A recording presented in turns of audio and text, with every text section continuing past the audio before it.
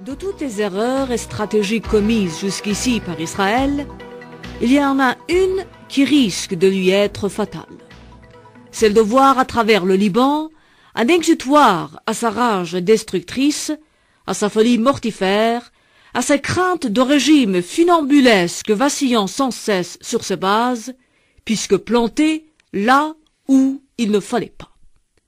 Cette erreur colossale, stratégiquement suicidaire, a failli par 2 fois coûter à Israël sa place dans ce que les politologues aiment appeler rapports de force proche-orientaux.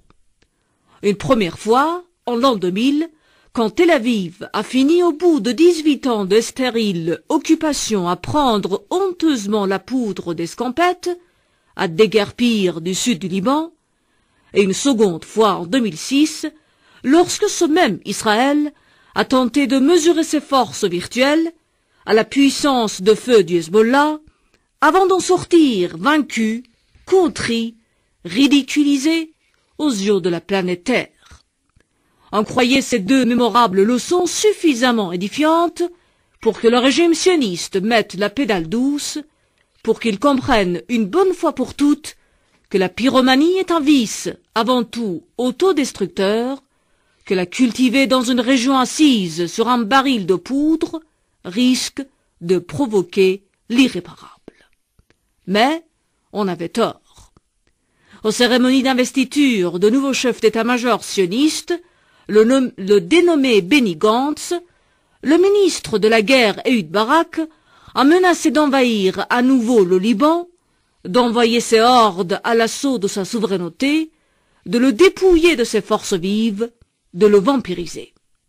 Ces menaces, Barak les a formulées avec l'outrecuidance qu'on lui connaît, 5 ans après l'entrée en vigueur de la résolution 1701 de l'ONU,